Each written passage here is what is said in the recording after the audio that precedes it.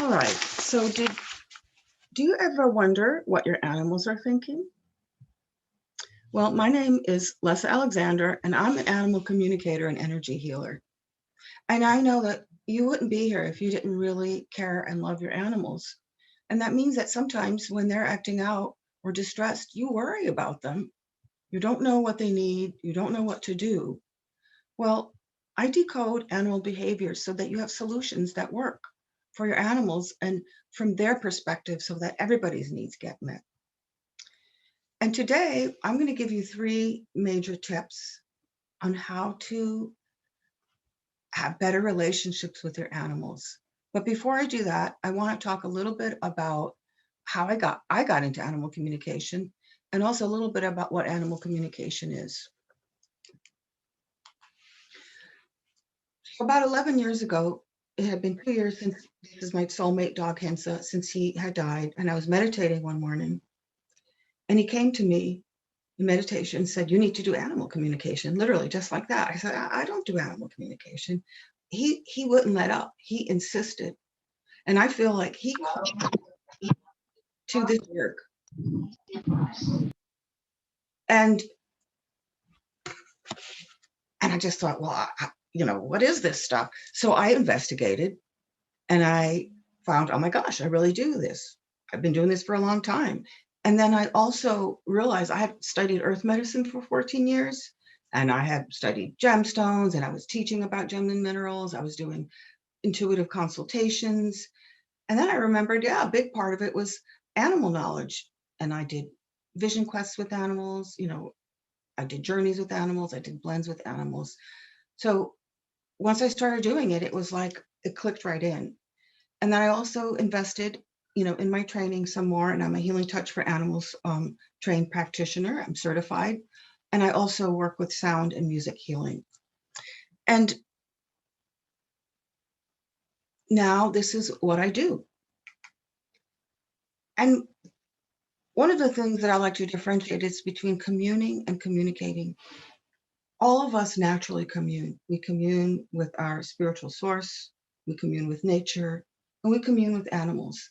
It tends to be a spontaneous sort of thing, but we can also cultivate that by learning how to be present in the moment and just feeling that one with all feeling, and then really sharing.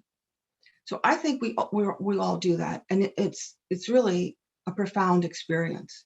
Communication is a little bit different, and communication requires certain kinds of skills, like the ability to observe, to note, to just observe on a lot of different sense levels, to be neutral, and then to translate it. And some of the things I've done in the past really lent themselves well to that.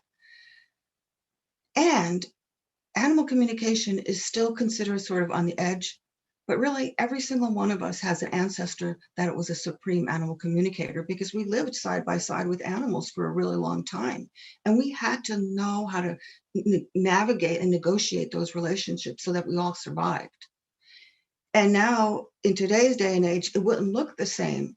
But I think this, what I call energetics of science, is starting to become more accepted. We have some of the new physics, we have a lot of alternative energy work that people are starting to do, and it's also coming in with animals. And what it allows is it allows for us to hear what's going on for an animal from their perspective.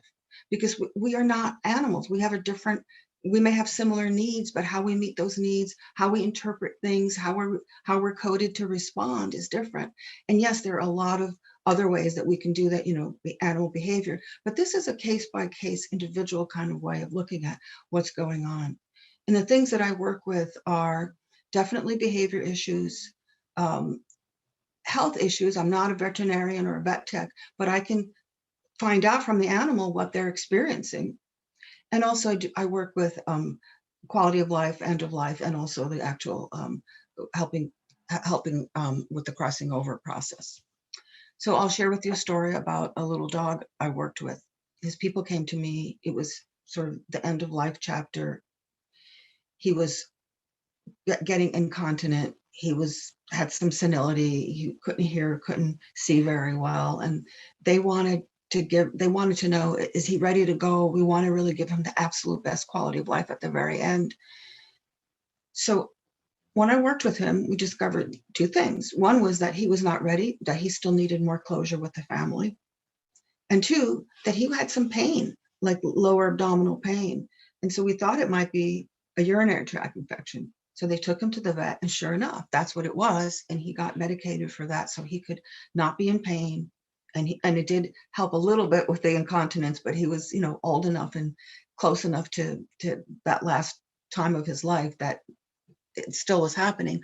But they did they got together and they were able to really talk to their dog and let him know how much they cared about him. The family got together, shared stories.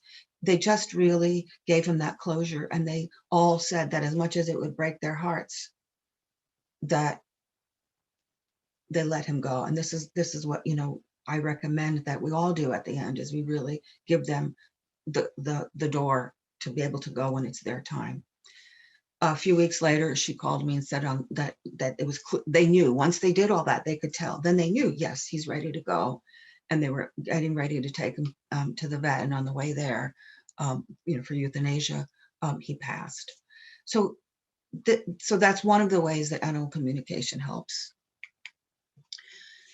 So last time I spoke at Marlene's was in August, and we were just months into the pandemic. And at that point, there was a lot of confusion, a lot of fear, a lot of chaos. Our animals were so working overtime. The thing that I worked with in that last talk was we worked on how to be a team with our animals to help hold the energetic space of the territory that that all of our pets have some level at which they're working with territory. Well, things have kind of reached a new normal. Things have settled down. We're still in the orb of the pandemic, but things have settled down, but there's still stress, and it's a different kind of stress. They're still doing extra work, but there's also sort of a little bit of almost like a boredom and a very limiting routine for some, and that we're starting to take things for granted again. And so our animals are stressed, and stress creates anxiety, and anxiety creates health issues. It creates depression. It creates acting out behaviors. And what I've learned from working with animals and working with my own animals is that all behavior is communication.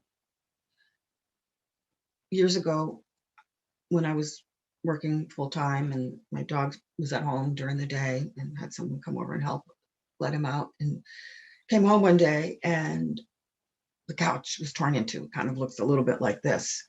I was really upset and angry with him. And I looked at him, and then he looked at me with that look. They give you that look where they're completely calm, they're completely grounded. They're are wise and absolutely loving, and they're just looking at you. And he just looked at me. I was mad at him, and he kept looking at me. And the third time we had that back and forth looking, I realized he was talking to me. He was sending me pictures, and he was reminding me that I had been so preoccupied that I had not kept my end of our agreement. And it took a few years for us to negotiate an agreement where he didn't tear stuff up, and he was cooperative, and then I gave him certain things, special things that that met his needs as a dog. Because here is this dog who's really an animal, and he's living in my life, and he's given up a lot of his dogness to be with me. So I felt like I need to give him some stuff. Well, I had been, we all do this. I got very preoccupied, and he had let me know in a very nice way. He got a little more assertive, then he got aggressive, and he had to resort to destructive behavior to get my attention, to let me know that he was suffering because I wasn't keeping my end of the deal and wasn't meeting my agreement with him. And that was one of several wake-up moments in my life where animals have taught me all behavior is communication. And so that was one of those turning point moments. And so all these different behaviors, whether they're acting out and tearing up a couch, whether they're having stress and they're having some health issues, that's also communication. Depression is communication. All these different things that are happening to them, it's all communicating something. And what I know is animals do not deliberately do things. Like destructive things. Either they are trying to get their needs met, or they are perceiving something either as a threat or there's something is triggering them, and they are reacting in the way that they have been programmed to react by their genetics, by their experiences, by their circumstances. That's all they know how to do. They don't have the cognition that we have. They can't put it together. They literally are always doing the best they can. So if something's going on, it's because we're not teaching them. We're not understanding it. So how can we alleviate this kind of stress? How can we understand them better?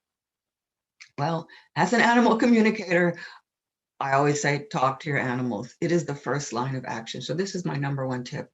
And I always use this tip in almost all my talks, because no matter how many times I say this to others, no matter how many times I tell myself, I forget, we all forget that something as simple as communicating, because I don't literally mean talking. Yes, talking is great because a lot of stuff goes along with the talking, but to really communicate with them, just simply let them know what you're doing, where you're going, and why.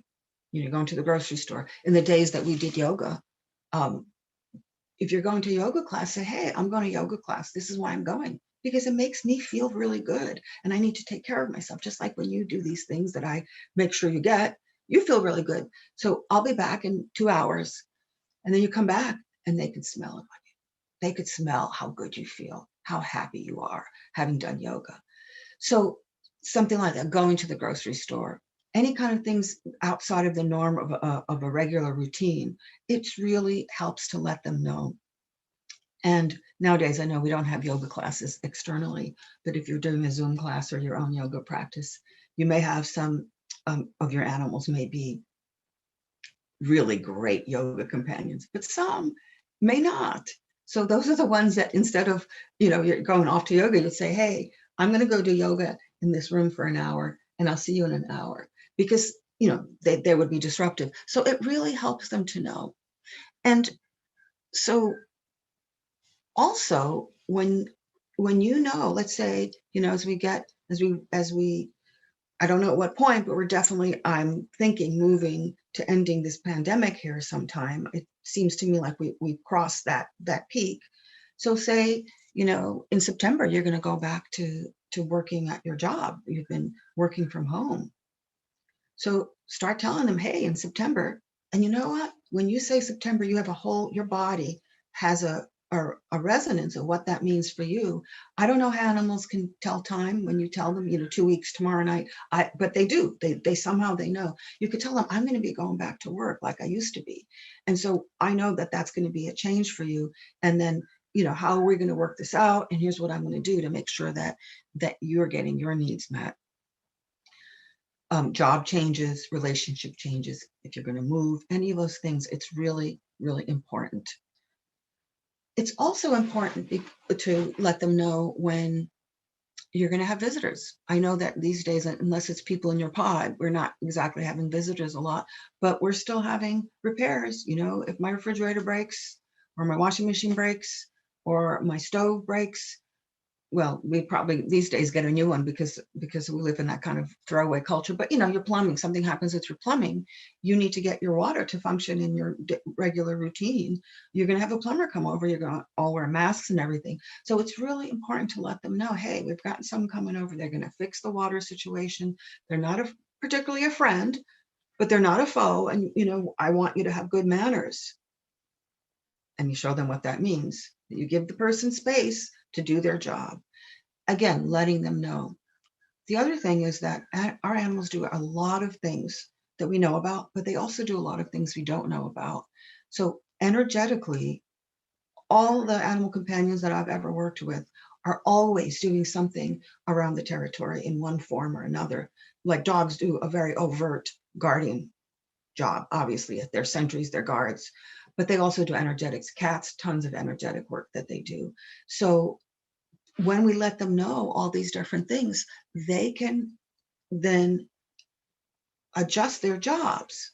But if it happens right away, it's more stressful. And yes, things will happen right away. But when we can actually let them know ahead of time, then that takes the load off, because there are going to be unexpected things. So the other thing about talking with your animals is it's really important to let them know what you expect and what you want of them. This is an amazing, amazing thing. We so underestimate that we think that they know what their jobs are. We think that they know what we want. And this is especially important for rescue animals. They've been through a lot of different things. They come to your home. They don't know what they're supposed to do. They don't know your rules. They don't know what you expect of them. And maybe they learned to do certain things and I think, well, this is how I'm doing my job because this person's taking me in and I can tell they really want to help me. So they do this thing that they think is their job and it's really not helpful. I mean, it's sometimes, it's excessive barking or even sometimes, growling or all kinds of behaviors. And so when they do that, it doesn't work to say, stop doing that. For example, let's say there's a cat that pees and sprays and jumps up on the counter. When I say there's this cat that jumps, oh, Trent, he's such a pain in the butt. He's always jumping on the counter. Stop jumping on the counter. What do you see when I say about this cat that he's jumping on the counter? I say, stop jumping on the counter. What do you see? You see him jump on the counter, right? You immediately see that. Well, that's what he sees too. And he doesn't see the don't, he just sees the jump on the counter part. So we're actually reinforcing that behavior. So especially with cats, but with animals, negative reinforcement, research shows works with dogs and with horses. Basically, its behavior modifies. They don't realize and learn that their response to something is really not warranted. They just know that they get in trouble if they do it and there's pain, so they don't. But without that negative reinforcement being continuing, that's going to be their default because they still respond inside to that. So what we want to do is we want to get them completely away from that altogether and guide them in the direction of the appropriate behavior. There are also a lot of techniques around desensitizing, and that's a whole nother topic because there are situations where that's really important. So I'll tell you a couple of stories about animals where their people applied some of these things I'm talking about. I was working, a woman, we'll call the dog Marlo. So the boys left. They left home, and it was just mom at home with him, his human person. And she started doing more stuff because the kids were gone. And Marlo was an older gal, and she was still adjusting to the boys being gone and to her life being different. So every time her mom left, she got really anxious. And she started having a little bit of separation anxiety. And her mom got really stressed out by that. So she started to sneak out. Well, that made things worse. And then she went away. This was before COVID. And her house sitter said, wow, Marlo seems to be depressed. She wouldn't even take any treats. So her mom got kind of concerned. And she took Marlo to the vet. And the vet said, after examining her, well, she's got a little bit of hearing impairment, a little bit of visual impairment. She's a little creaky with old age, but she's really quite a healthy dog and she's doing quite well. So she didn't know what was going on. So then when we worked together, Marlo showed that when she would be asleep and she'd wake up and her mom wasn't there, and sometimes she would get a little fuzzy, like she would have this feeling of a little bit of a tunnel. She didn't know what was going on. She would get very, very anxious. So what her mom started to do is one of the things I suggested. Systematically, she just would talk to Marlo. She would send her pictures of what she was going to do. She would let her know when she was coming back. And, Marlo didn't stop being anxious right away. But after a while, she just relaxed. She started to trust the new routine. Oh, she's going to tell me where I am. And then her mom, on my recommendation, also when she was going to be late, she would, what I call, send an energetic email to Marlo and say, hey, I'll be home a little bit later. And, it was just the two of them. So they tracked each other and they had their routine. And then the best part was when her mom would just, be gone and say things like, just send those energetic emails, thinking about you, love you. And that just all of that really reassured Marlo. And she felt safe and she felt secure and she wasn't anxious anymore. Another situation with a cat, Similarly, a couple had a cozy little house. It was just them and their cat, and they had their routines. The cat was kind of a skittish, scaredy cat. And then they moved to a bigger house, and they started having people come over. Well, actually, they started having their cat was peeing and spraying in the house, and they didn't know why. And they tried all the regular stuff. They went to the vet. And when I talked with Trent, it turned out that he was feeling threatened by the dinner parties, by the routine. All of a sudden, there'd be all these people, and he liked his quiet. So what they did, they started telling him like 2 weeks in advance. They'd say, "We're going to have how many people, however many, let's say 6 people coming over." And then they'd send images of who these people were. They said, "We're going to start about this time, and we're going to end about this time. We're going to be having dinner, and then we're going to be playing games."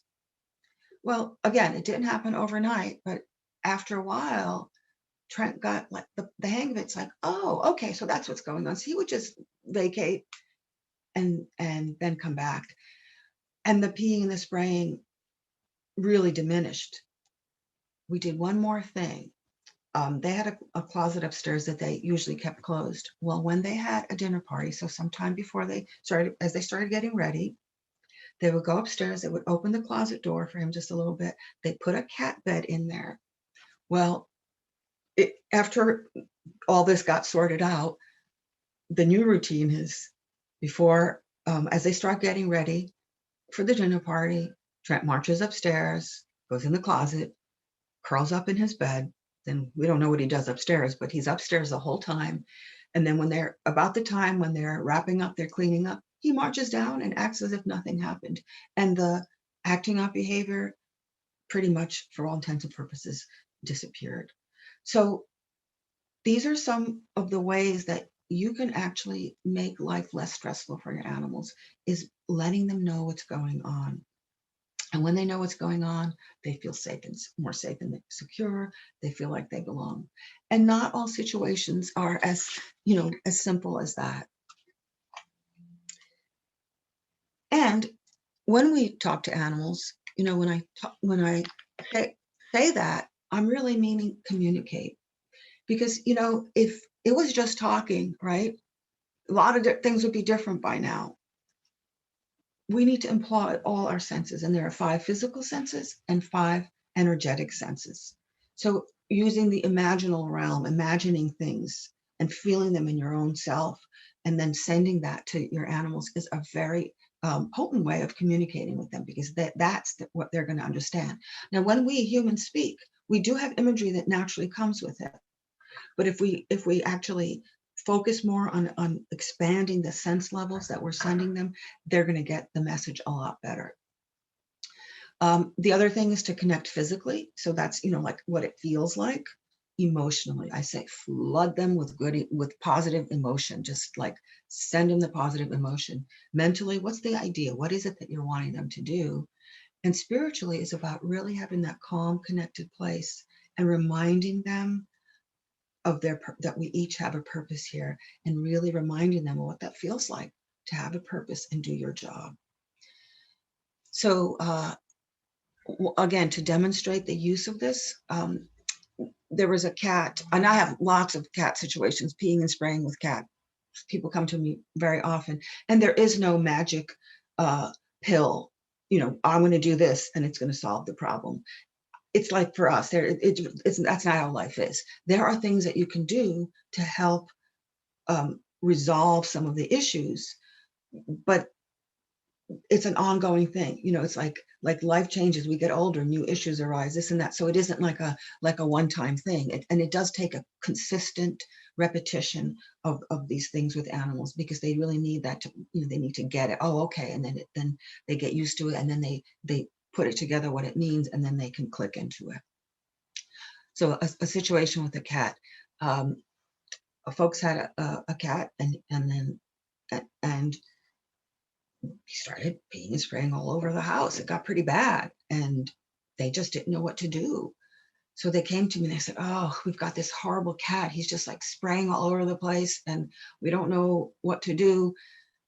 So after working with him, what it turned out was that they had had a dog, and the dog had served as the guardian in the backyard, kept all the other cats in the neighborhood out, kept a lot of the wildlife out, the squirrels and the raccoons and all those guys.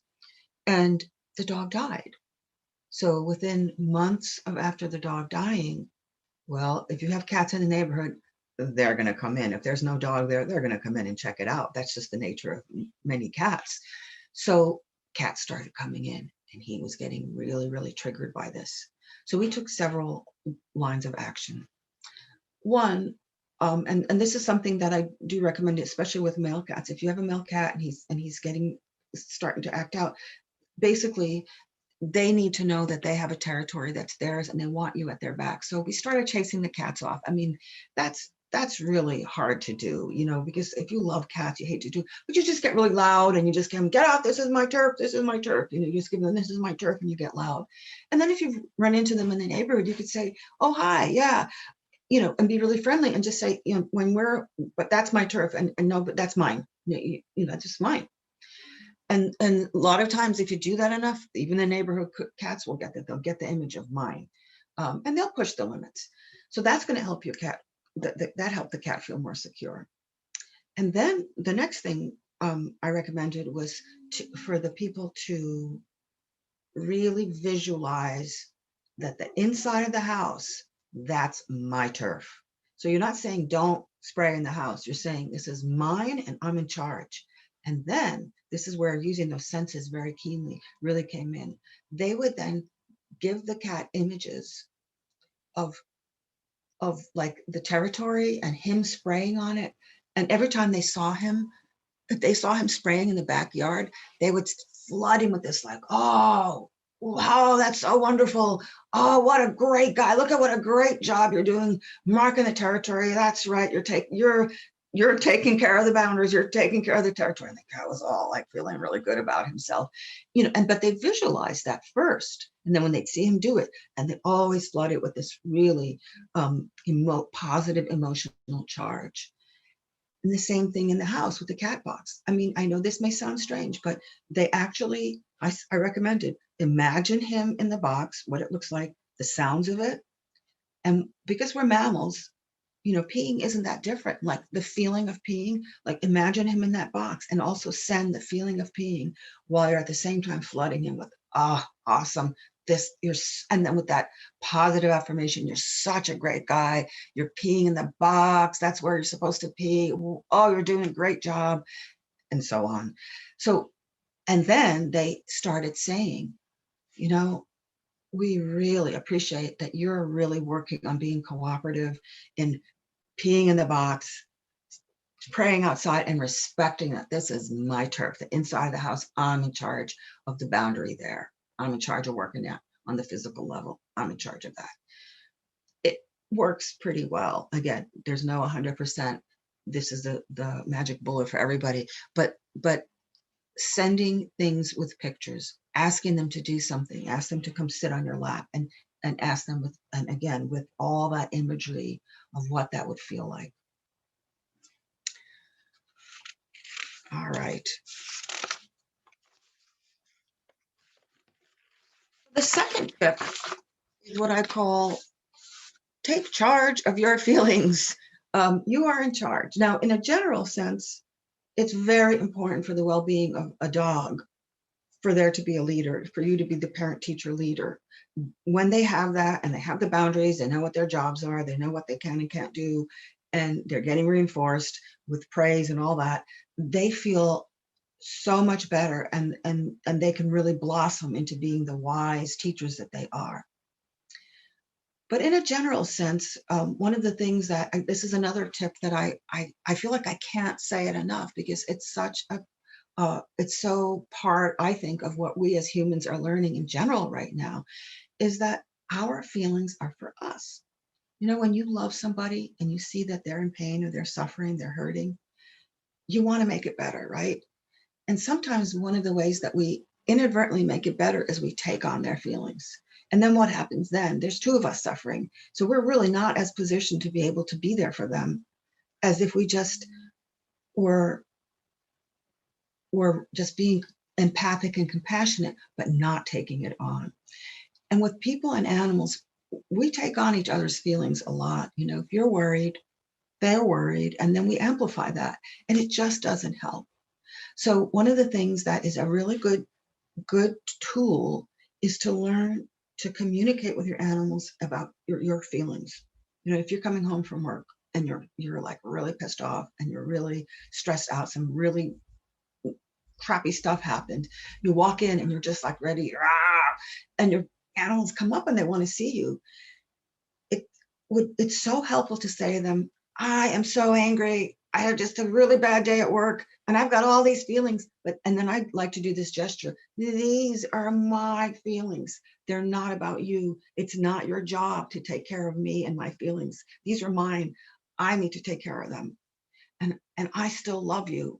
And now I'm going to give you some lovins, but I just really need to process this, or whatever whatever your routine is, however you deal with that.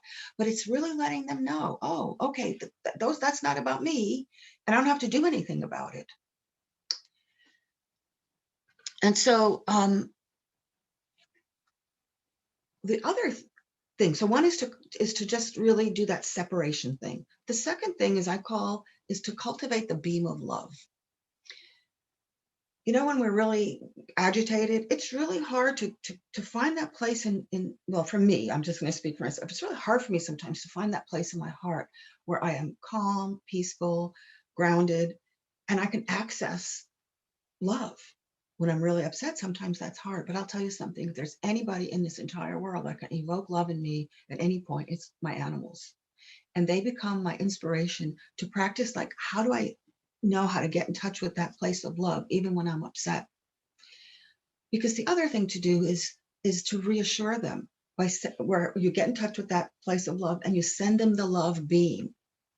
So another story about a woman, and I worked with a couple and their cat, and she called me one day and she said, "My God, here, I want to tell you what happened." She said, you know, she and her husband were having one of their like major doozy fights, you know, rarely that charged. And she walked into the other room and she saw her cat, and he was like, his eyes were really big, and he was like, ah. And she saw him and she remembered what we had talked about, this stuff, you know, taking charge.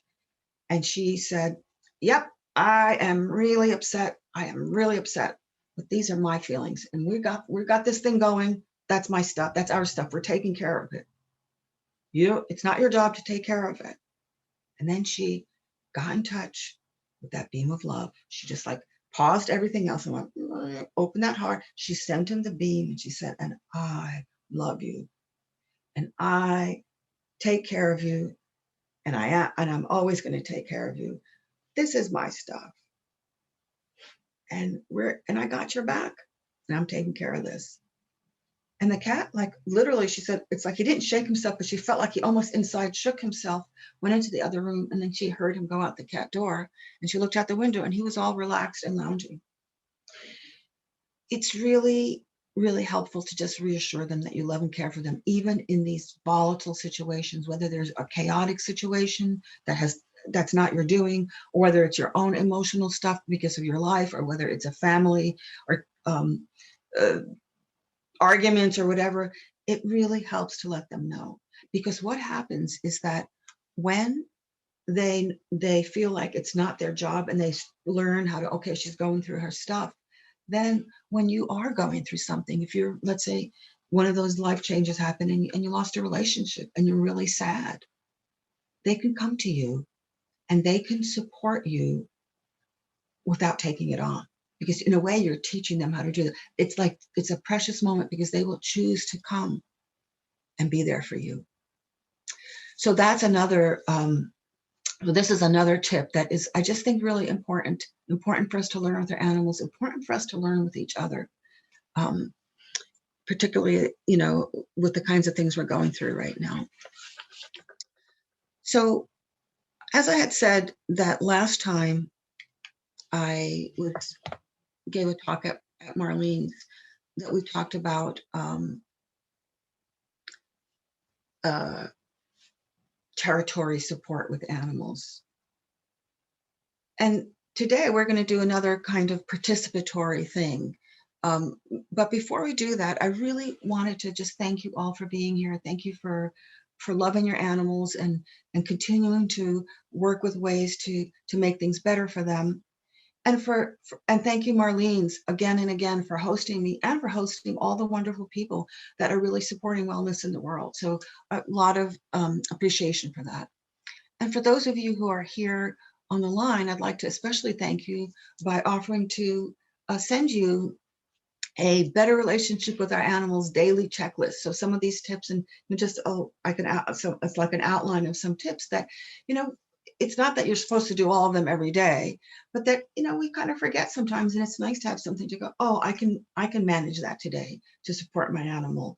And then you can also change it up how things you do that to support them, because these things we don't always remember all this. So if you're interested in that, please make sure to give me your contact information, particularly your email, in the chat box. And also, I like to always offer when I give a talk, 3 what I call appreciate your animal sessions. And that's basically where and these are complimentary sessions where we get together for 30 minutes and we talk about the top concerns with your animals, and then we decide whether there's a fit for us to work together. So if you're interested in that, let me know that as well. And also, I realized that there have been some interest. People have been saying that they would like to learn how to be a team with their animals in terms of the territory boundaries, sort of the energetics of it. So if you're interested, I will do another webinar on that. Just let me know.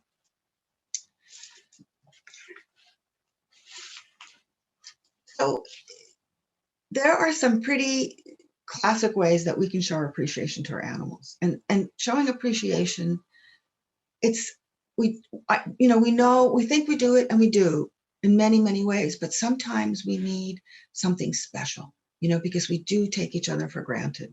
So showing special appreciation for animals is also another way to help relieve stress, because some animals, like in this pandemic of the orb, they're getting their needs met. They're doing some extra work, but they're kind of got the new normal going with it, and they're okay. But they're sort of feeling a little bit like a little neglected or underappreciated or sort of like taken for granted, and they can get depressed, sometimes when that happens. So it's important to remember who they are and how we can just give them that little extra boost, sort of like Valentine's Day for your dog, just that extra reminder.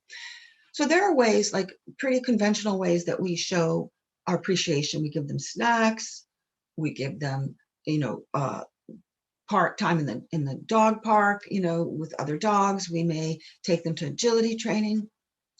But there's also a way to share food that's very, very special.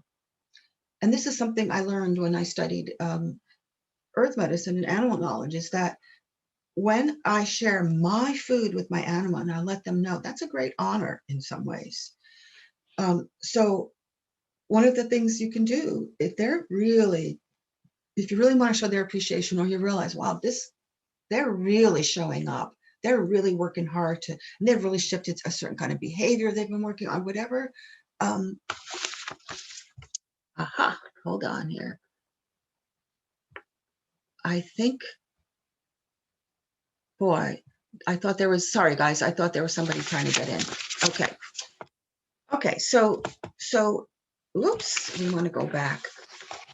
So, like my dog never ever begged. So I would just give him, I would put a little, because dogs and cats, they're some carnivore omnivores, so they definitely eat meat. And if you eat meat, I would put a little piece of my dinner aside for him, and I'd let him. I said, I'm putting a little piece of my dinner aside for you. And then after I got done eating, I would give it to him. Now, if you've got beggars, that might not be the best way, however you want to arrange it so that you're not reinforcing inappropriate behaviors, but is to let them know that you're sharing your food with them. So that's a very special thing to do to show your appreciation. Also, taking them to a special kind of outing where you can observe their amazing agility and ability and beauty, and the whole purpose of that walk would be to just admire them. And I should have had praise up on top, because that is praise is a big one, is that you could just praise their beauty and their prowess. And with cats, like let's say you don't have an outdoor cat that you can watch them climb around and do stuff and tell them, oh, you're just amazing. Send them, oh, you're just amazing. But indoor cats, you have special toys that you take out at special time and you play with them and you observe their amazing prowess. I mean, these animals have these skills that are unbelievable, and praise them. The other thing, in addition to those you doing special things for them above and beyond, is knowing what they need. Knowing what their job description is really important. Sometimes dogs don't have enough work. They need to know what to do. They need to be praised for it. They need to build confidence. They sometimes they need territory support, like I talked about, that maybe you want to be a team with them. Sometimes if you live in a multi-person or multi-animal household, your animals need one-on-one time with you. And sometimes they need a special diet. They may have some digestive issues. They may have some skin issues that are part of digestion. And this is where you would go to the vet, the animal communicator, the nutritionist, the animal behaviorist. This is where you might take them to a trainer. What you do those extra things. And here's the key. You engage with your heart and soul, and you say to them, and you let them know, I love you so much. You are so important to me. And I appreciate all the things you do. And I want to give back to you. And here's what I'm doing. I'm doing this, and this, and this for you. And you can say, I don't know, I miss the mark sometimes. And I may be doing these things and it still may not be the best thing, but I'm trying because you're really important to me. So we're going to keep trying until we figure out what it is that you need so that you're appreciated and that you're happy. So my favorite way of giving praise is to sing love songs to my animals. So here's my little, if this is something that resonates for you, some people aren't musical, some people aren't poetic, but to make a list of their skills, their capacities, their jobs, their wisdom, their masteries, their characteristics, and their beauty, those ears, maybe, like maybe you've got this incredible, the claws and the pads. I mean, wow, that's just so amazing. Their tails. I mean, they have these tails, these cats with these tails and the dogs with their tails. I mean, how amazing. Just the beauty, just to really pause and just notice how incredibly beautiful they are. And maybe your cat or dog is a meditation master. Maybe they're a heart healer. Maybe they're partners in healing. Maybe you're a healer and they help you with their healing, with the healing process of others. Maybe they're comedians, and all of this, you just put it together. And then you create either a poem or lyrics to a song, or what, if you're not, that doesn't resonate, you could just write something up. And then you can say your ode to your animal. And, there may be a song already that, that you have this list of things that go, oh, that's this thing. And then there's a song, you hear a song, go, oh my gosh, that's exactly what I love about my dog or my cat. You can sing them that song that already exists. Or you can take the melody of a song that already exists and put your words to it. Or you can make up, either improvise or compose if you know how to do that, and put your words to it. Or you could just play an instrument if you have an instrument. And just like they say, a picture is worth 1,000 words, well, sound is worth 1,000 words. A music can pack so much information in there. And so putting it all together, and that could become your love song for them, that when you have that special time, maybe you're in a moment where you're communing with each other. You can sing that song to them. So what I'd like to do now is I would like to take you through a guided meditation. And this is called The Gift. This artwork is called The Gift, but this meditation, I'm calling it The Gift. This is a way for you to connect with your animals, with one of your animals, and get in touch with what they want you to know about themselves, that they want to be appreciated. So we're going to go ahead and just first, if you're with your animals, ask one of them to volunteer or imagine it. So I do want to make a note about guided meditations. I don't know you all's background. So what I know about guided meditation is that, like if you're not used to this, you might feel like you're making things up. Well, this is called the imaginal realm, or this is just another parallel dimension that we exist on. And it's real, just like when you're in a dream, it's real. And then, so you say, okay. And then you're going to be doing this meditation. You feel like, well, I'm just making this stuff up. Well, here's the other thing. Suppose you have, my cat, maybe my cat doesn't think this thing. Well, suppose you have a friend who has low self-esteem about their looks, right? And you look at them and you think they're beautiful. You just think they're such a beautiful person, inside and out, but you just think they're beautiful. And you sing them a song or you write them a poem or something. They may not believe it, but just you doing that is healing. So just suspend anything that comes up about, oh, well, this may not be real, this doesn't make sense, just suspend it and just know that whatever you do, it's coming from love. And however love comes to your animal, it's going to be good and it's going to be healing. Okay, so we're going to go ahead and start by just taking 3 deep breaths.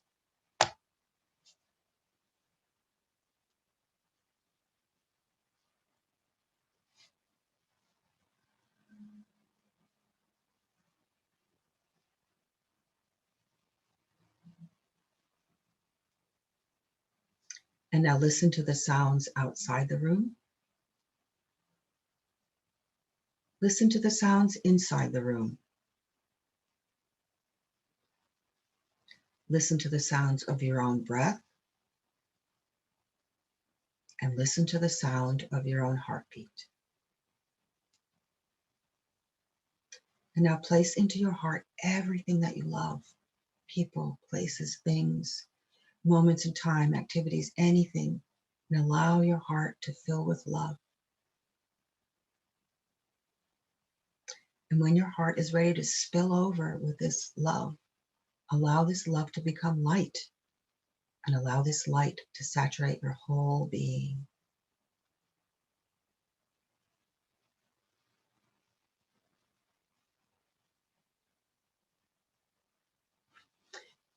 And from this place of love,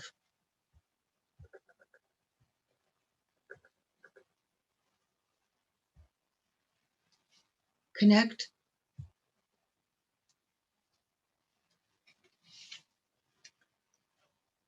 with your spiritual source. Connect with angels, guides, and ask for only that which is for your best and highest good, your animal's best and highest good, your family's best and highest good, and your territory's best and highest good, because that's the unit from which we're operating. That only that which is for this community in your territory container, for that community's best and highest good, and for the best of all concerned, that only that may come through, and that you be safe and guided and protected, and that we create a capsule of time and space for this meditation, that your spiritual source, your guides and guardians, your helping spirits hold. And now go back to that heart center with that light that is love, and send a beam down to the core of the earth.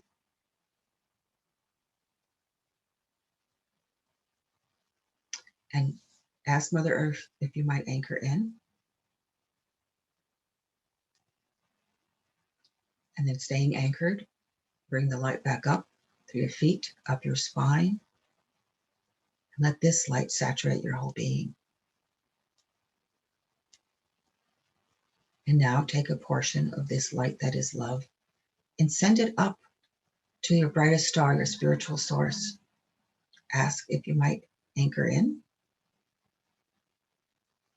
Staying anchored, bring that light back down through your crown and into your heart, and let this light saturate your whole being. Connected here and now and belonging. And now invite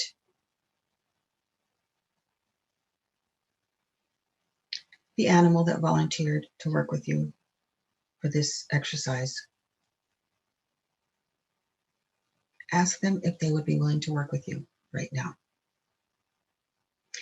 And I've never had an animal companion say no. So I'm assuming that they're saying, yes, I'll do this. And make sure that their guides, territory's guides, and your family's guides are here with you, just to make sure everybody's here together. And now acknowledge to your animal, I know you're doing a lot. Things I know about, and a lot of things I don't know about. And I want to do my part in giving back and appreciating you. And tell them right now, I am doing the best I know how, and I keep learning how to better take care of you, how to better honor you and love you.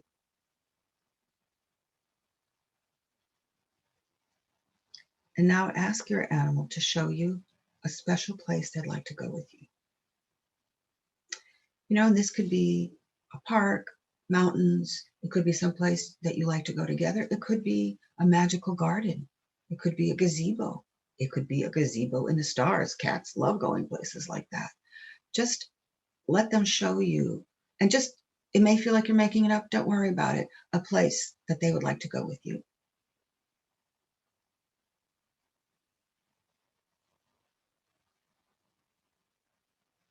And as they take you to this place, notice the angels and guides that are with you as you go to this special place.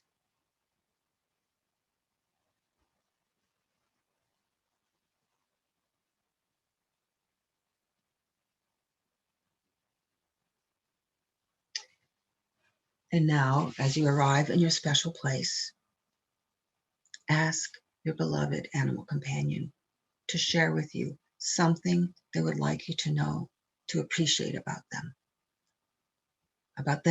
what they do, or a characteristic that they have.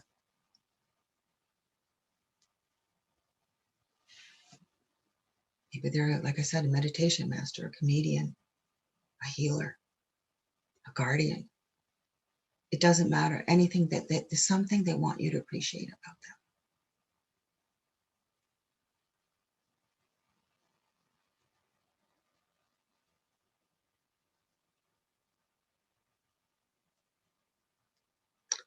And now they have shown you this. They've shown you what they want you to know, that they want appreciation on. So now ask them to show you or tell you how they would like you to express this appreciation to them. Is it a love song? Is it a particular kind of food? Is it going to a particular place? Is it simply telling them from your heart?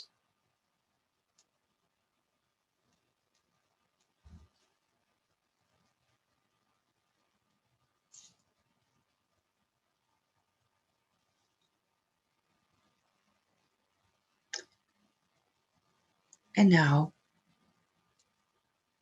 take a moment to show them, just imagine showing them appreciation in the way they have asked.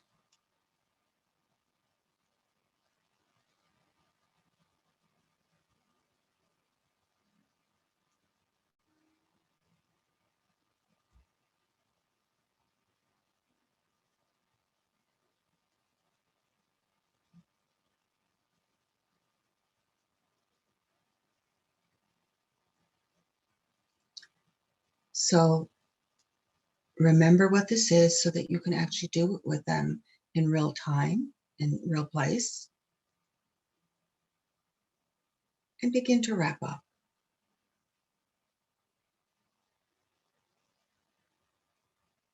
And thank your animals, thank the guides and the guardians, and thank the special place. and give a gift of thank you to all who are there and for this experience. It could be a song, it could be a gesture, it could be a feeling, it could be a leaf, it could be anything, just something to express your appreciation and gratitude. And then open to receive a gift. You've given a gift, and open to receive a gift in turn. And notice what this gift is for you in this place and this time.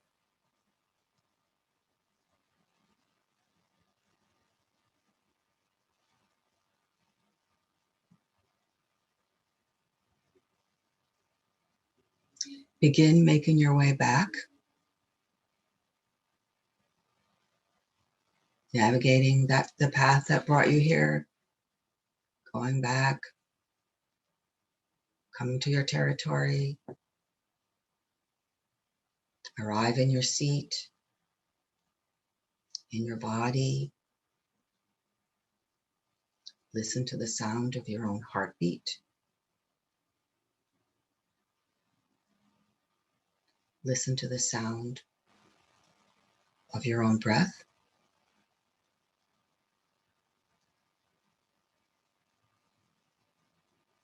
Listen to the sounds inside the room.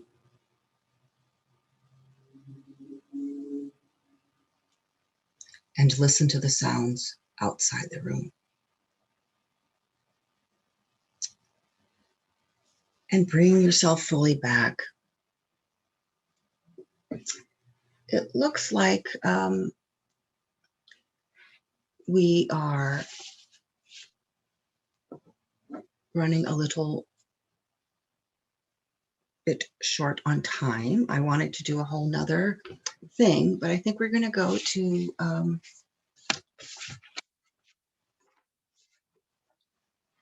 our question and answers. Go ahead, expand you guys so I can. Okay.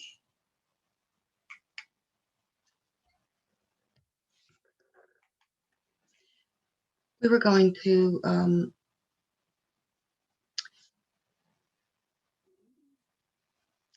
actually, I was watching the screen share and it's saying we're almost at an hour and a half, and yet I'm seeing it's only like 10 after 6. So we do have a little time, and I'd like to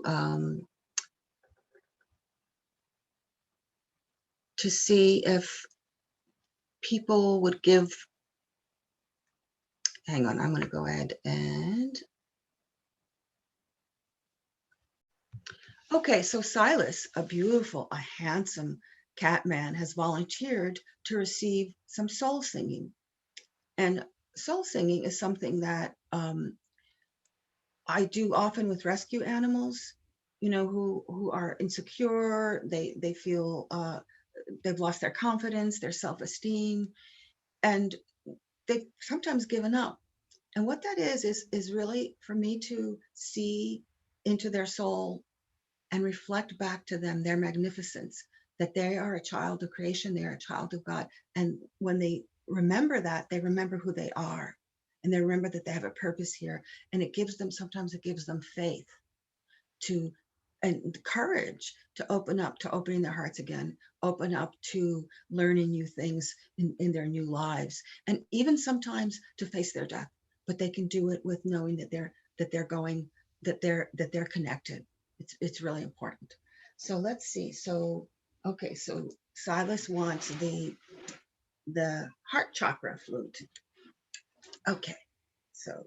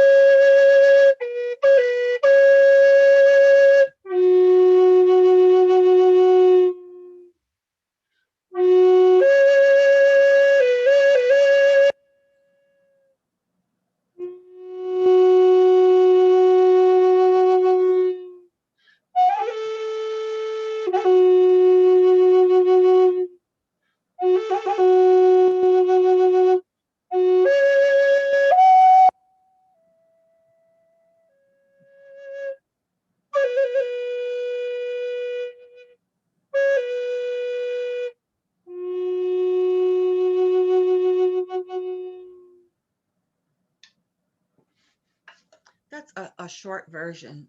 And with That was animals, beautiful.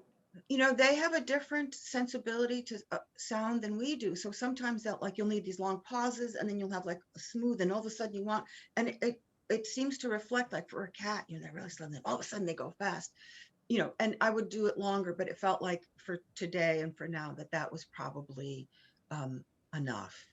Uh, and anybody else want to volunteer a kitty or a dog for a song? Okay. So at this juncture, I would like to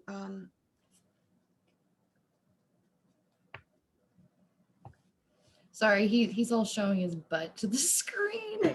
um, I would like to go ahead and see if there are any questions and answers, and if we can wrap it up here,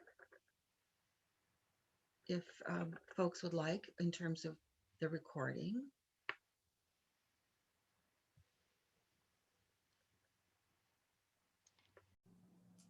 Okay, so we are recording, and we're completed our questions and answers, and I thank you all for being here, and I wish you all the wonderful benefits and pleasure of sharing your life together with your animals. And as I say, keep listening and talking to your animals. And I know that when I have that back and forth with animals, when I listen to them, when I communicate with them, when I commune with them, hands down, I have learned to be a better person. I have absolutely learned to be a better person because of that connection with animals. And better people make a better world. So I really invite you to just keep doing all this beautiful relating and working and living with the animals that you're doing, because I really believe it helps the world be a better place. And I always like to end with, I'd like to dedicate, you know, our time together to the well-being of all beings in all realms, including myself. And I would like to play us out with um, a song dedicated to the absolute pleasure of sharing our life with animals.